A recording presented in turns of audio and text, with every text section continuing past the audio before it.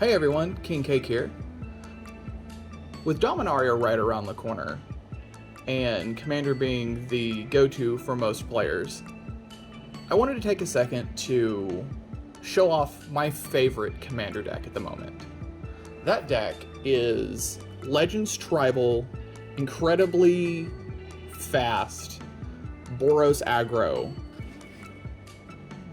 The deck is Yoshimaru and Rograkh. So Yoshimaru's text is, whenever another legendary permanent enters the battlefield under your control, put a +1/+1 counter on Yoshimaru. This works incredibly well with Rograkh, since it has 0 CMC. Rograkh is an 0/1 for 0, with First Strike, Menace, and Trample. More often than not, your turn 1 play in this deck is going to be some sort of fetch land, searching for a Sacred Foundry, then playing Yoshimaru and Rograkh. And from that moment forward, your goal is to play legendary cards as fast as possible, while systematically taking out your opponents one by one. We do this primarily with cheap cost legends and a few value legends on the late game. So let's go ahead and get into the cards themselves. For 0 and 1 drops, we have 2 nice quick mana rocks with Mox Amber and Chrome Mox. Mox Amber's running double duty in a deck like this, being a cheap rock.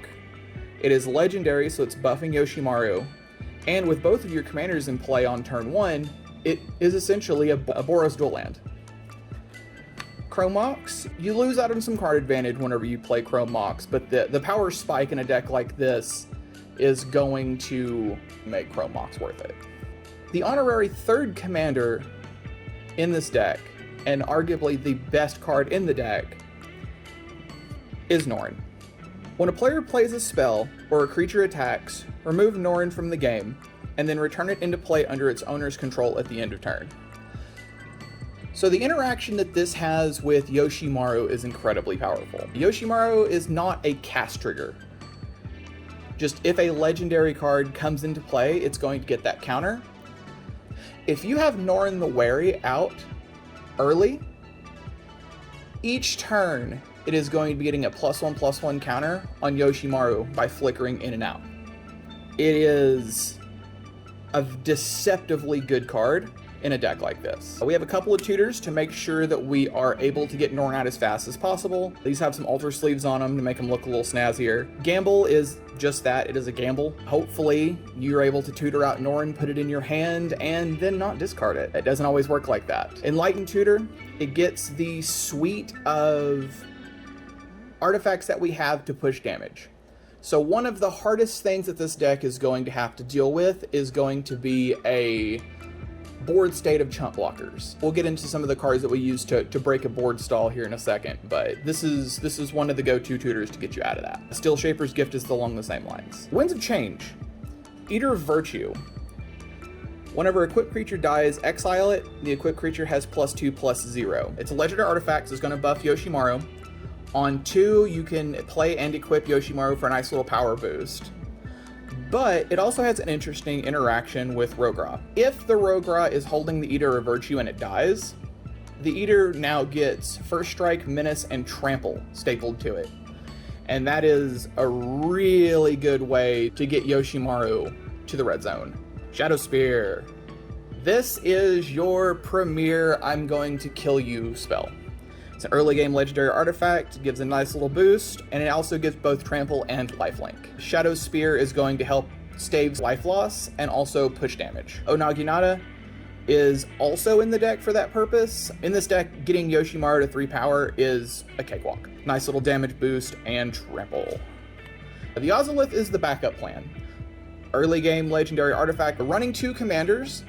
Rograkh can just set on the sidelines in play while Yoshimaru is running wild, and if it comes down to it and they actually end up killing Yoshimaru, if you have an Ozolith, you just put all those counters on Rograkh and you start going right back to the red zone. A second goodest boy, just kind of an on-theme early game legend, And Ragavan Early Legend gives you a little bit of card advantage, a little bit of mana advantage. It's honestly not the best. I kind of use it as the B-roll Norn, because you can dash it, boost Yoshimaru, pick it back up at the end of turn. If you have the extra mana laying around, that's great. Moving on to the 2-mana cards, we have the secondary theme of the deck starting to pop, and that is backgrounds. Having 2 commanders, especially 2 cheap commanders, is a really nice way to push more value out of your backgrounds. So we've got Popular Entertainer. Whenever one or more creatures you control deal combat damage to a player, goad that creature that player controls. When you have 2 commanders, you get this ability twice. Noble Heritage gives a nice little bit of a defense buff, being that you're going to get protection from a player if they decide to use it. And if not, it's just a way for you to continuously push damage with Yoshi or bump up Rograkh. Veteran Soldier, whenever you swing with both of your commanders, you're going to make 2 1/1 soldiers attacking each player. And it is nutty. It gets out of hand very fast. But this is the reason to run the back. Commander creatures you own have, when this creature attacks a player, if no opponent has more life than that player, you create 2 treasure tokens. If you do a turn 1 Yoshimaru Rograkh play, a turn 2 Guild Artisan, you're going to get 4 treasures immediately. And in a deck like this, it is really easy to vomit your entire hand out on 2 with that. Blackblade Reforge, it's kind of the Rograkh backup plan. Yoshimaru doesn't get any sort of evasion with Blackblade, but Rograkh naturally has it. So this just kind of turns him into a secondary beater. Umezawa, we've got just another utility legendary artifact. Another good, it doesn't buff Yoshimaru in the sense that it gets a +1/+1 counter. However, it does make Yoshimaru harder to destroy in combat. Kari Zev, First Strike Menace. When it attacks, it makes a Ragavan. That token is also legendary, so this is a double legend. Rayav, whenever a creature you control that is enchanted or equipped attacks against double strike, it's another way to push more damage. Magda, pretty much most of this text is irrelevant. Whenever a dwarf becomes tapped, create a treasure token, which is pretty cool. It's a 2/1 for 2 legend, and with Guild Artisan, you might be able to trigger that secondary ability, but it's going to be it doesn't come up very often. Kedis, another cheap legend, and if you have someone who is stumbling, this is how Yoshimaru kills the table. The Sunlane Familiar here, whenever a commander you control attacks, put a +1/+1 counter on it. This buffs Yoshimaru when it's played, and buffs both of them whenever they attack. Goro Goro, 2/2 for 2. Creatures you control gain haste, which is fantastic. Late game, you will have an attacking modified creature because Yoshimaru is attacking and modified. So it helps you make dragons. Daxos, kind of just a blocker most of the time. It's one of the more defensive cards. It buffs Yoshimaru. And with Norn, it can gain you some much needed life. SRAM, just kind of just a letter that a cheap legend. Sort of the Chosen. One of my favorite rattlesnake cards. Plarg, not a really relevant card, just another cheap legend. Board the Weatherlight gets you a little bit card filtering. Almost everything in this deck is going to be historic, so it's basically look at the top 5 and pick the one you like. Pyre of Heroes has been lovingly called the Narrow Pod by a friend of mine. It gives you double triggers from your legends because you play the legend and then you feed it into the pod and go get something better. There's a couple of pod chains in here that lead up. It's normally through humans and warriors just because it's the vast majority of legends in this deck are both humans and warriors. And then finally, the last of the 2 drops, Gyata. It's a 2/2 flying vigilance. It's just another way to push slightly more damage.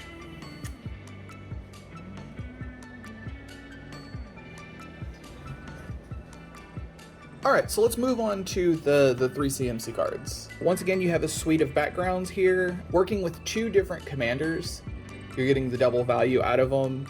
With Tavern Brawler, you're getting 2 buffs and the ability to play 2 cards from exile each turn. Inspiring Leader gives your tokens +4/+4. Really good with the couple of token makers we have. One of the more explosive starts that you can get is the thing that makes the 2 1/1 soldiers on 2, and then Inspiring Leader on 3. Far Traveler, it's a flicker effect. Bringing a legendary in and out buffs Yoshimaru. It can be a target for some of your legends that have ETBs. There's not too many in here, but it's just another pseudo Norn effect. And Flaming Fist. The only thing worse than the 8/8 dog with trample is the 8/8 dog with trample and double strike. So I mentioned earlier there was going to be a couple of cards that are in the deck specifically to help Yoshimaru connect, and a Johnny is one of them. Being able to just for 3 drop it out and give flying and double strike can end a player very quickly out of nowhere. Gideon Blackblade is just another cheap legend. Its ability isn't that relevant. Sometimes it's nice to be able to put Yoshimaru on both attack and defense with vigilance, and lifelink is also nice. You're going to be gaining a lot of life in a deck like this if your 8/8, 12/12, 16/16 Yoshimaru is dealing damage every turn. Bastion Protector, really good with 2 commanders. This is essentially 7 power and toughness over 3 bodies, and gives both Rograkh and Yoshimaru indestructible. Zurzoth, he's just a legend. The Akroan Veteran here, nice little boost to Yoshimaru, making its base power and toughness 4/4 that doesn't alter those counters, and it's just another 3/3 with vigilance. Arnie Broken Bro, Secret Dog. You can throw Arnie out and all of a sudden have a slightly bigger dog going at another player out of nowhere. Adeline, another token generator, very, very good if you're going to have to pivot to go wide versus go tall. Akiri, not the best. Sometimes it's a draw card engine. Most of the time it's just a 3/3 for 3. Heliod, another source for getting +1/+1 counters on stuff. Another source for Yoshimaru gaining lifelink. Burmaz, another token maker. Really good on both offense and defense. Very, very solid card. Blade Reforged here. It's a card draw engine that buffs the dog. Redain is your protection from board wipes in most cases. If you can identify who do you think's going to board wipe, Redain can stop them from being able to board wipe before you can kill them, most of the time. Obviously, it doesn't get around things like Toxic Deluge, but it's something. RIP to the real ones. J.I. Ballard here. She's a weird tech card. More often than not, you're playing her as a 2/2 for 3, but it could be, most of her abilities can be relevant at times. I have absolutely pulled off her ult and to wipe the board while leaving the dog alive to take out a player. And then Will of Misfortune, it's just some later game card. Moving on to the 4 and above category, there's not too much. However, 2 of the kind of like keystone cards in the deck are in this position. One of which is Winota. If you'll notice as you go through the deck list, there's a lot of humans and a lot of non-humans. Winota can just turn sideways and play a lot of legendary humans out of the deck. Yoshimaru being a dog and Rograkh being a kobold, just by having your 2 commanders in play, you're triggering Winota for 2, typically at the minimum, and then off of your humans flips, you have a lot of high rolls, up to and including Norin. If you have Norin in play, Porphyros is an MVP in this. With all the token generation, lower value legends, Porphyros can really get out of hand. With Norin, it is going to slowly kill the table while Yoshimaru is aggressively killing the table. If you want to make your good boy the goodest boy, Angelic Destiny will do the trick. It gives the creature +4/+4 flying first strike and becomes an angel. And then if it dies, Angelic Destiny comes back to your late game. You're going to have a lot of open mana. This deck is about vomiting out cards as fast as possible. So being able to randomly give one of your legends flying out of nowhere, pretty nice. Teshar is kind of another backup plan card. Most of your cards are historic, so after a board wipe, you can just start playing historic cards out of your hand to get the ones that are in the graveyard, etc, etc, etc. Just Elspeth, another way for Yoshimaru to jump over stuff. I have yet to pull off getting the emblem, but typically that is because the game is not going to turn 8. Akroma's Will is a game ender. Creatures you control gain flying, vigilance, and double strike. And you also have the option to give your creatures lifelink, indestructible, and protection from all colors. More often than not, you will have Yoshimaru at least in play, so this is protection from everything and either a huge life swing or just straight up ending the game. Jaxus is a new card. I don't know if I like her, but with her being a human and a warrior, the pod chains work with her, and Winota can hit her. And then outside of that, she is a legendary creature with Blitz, so she just pumps the dog and draws a card. Odric, 3/4 first strike for 4. Whenever Odric and at least 3 other creatures attack, you choose which creatures block this combat and how those creatures block. You will be attacking with 3 or more creatures every turn. Odric is an all-star. Moving to the 5 drops, we've got Commander Lyra Porter here. Some additional card draw. The top end of this deck is really kind of jank. I'm not super pleased with her, but it's something. Dragon Cultist, the highest of the backgrounds in the deck. You will be dealing 5 or more damage, and if you happen to have both of your commanders, instead of making 1 4/4 dragon, you'll make 2. It's pretty good. Embercleave is another game ender. Most people are going to know what this does anyway if you played any sort of standard whenever it was legal. It is a equipment for 4 and 2. Flash, when this spell costs 1 less for each attacking creature you control. And when it enters the battlefield, you attach it to a creature you control. The creature gets +1/+1 and double strike and trample. It's the finisher for Yoshimaru. It sucks when you have to tutor for it and show it, but if you have this just in your hand, it will end a player. And then the highest end is Atali. Atali's just kind of in there. Like I said, I'm not too pleased with the high end of the deck. It's just trying to get that little bit of extra value to end it. And lastly, we will move on to the Metabase. Metabase is a single Sacred Foundry. It's the dual land we can run with the Mountain and Plains text. You have a suite of fetches to always find that on 1. Prismatic Vista is also nice just because it can help you get your basics. You have 6 basic plains, 5 basic mountains, and then a couple of legendary lands. These do count for Yoshimaru's +1/+1 effect. And some of the abilities are relevant. The legendary creature gains first strike. It's kind of nice just to sneak up on them. This is an Italian Hammerheim. I don't even know what it does.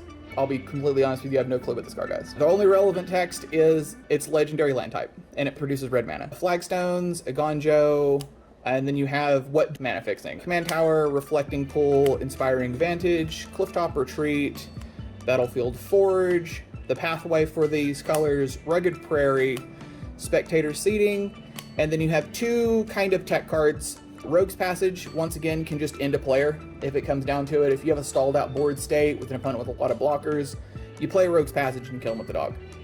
And then Witch's Clinic. I've used this a couple of times politically, because it does say target commander gains lifelink until end of turn. You can kind of work some deals with it, but primarily the goal is take that 13/13 Yoshimaru and gain a crap ton of life with it. And that's the wrap up on it. This deck seems really, really unassuming at first. Very, very quickly, you will go from being like, oh, here's just my 1/1 dog. Oh, here's this nice little kobold. And then before your opponents really figure out what's going on, the dog's sometimes a 9/9 or a 10/10. It's this typical Voltron strategy, but it also has the ability to go wide if necessary. In a perfect world, you're going to put Yoshimaru and Rograkh on 1, and be able to either play Norin on 1 with one of your 0 mana rocks.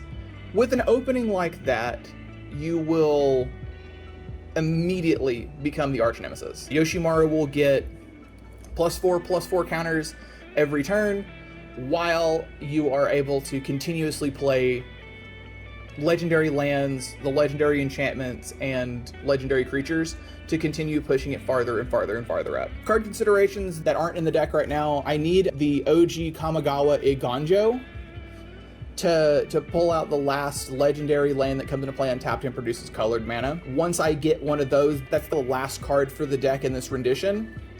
However, with Dominaria coming out in a couple of days, the deck is going to be moved to Jeskai. The move to Jeskai will have a bunch more tax effects in it to make Yoshimaru a little bit harder to kill. Whenever the deck is moved to Jeskai, obviously I won't be able to use Rograkh as the secondary commander. It's actually going to be Ludovic. Once I get a couple of games in with that, I may do another video visiting this just to see how the update to Jeskai ends up working. But thanks for watching this. Please excuse the poor quality, and God, I hate my voice on video. But if this is something that you're kind of into, I think I've got a couple more decks that I'd like to show off. All right, well anyways, it was great talking to y'all for the first time, and you have a great day.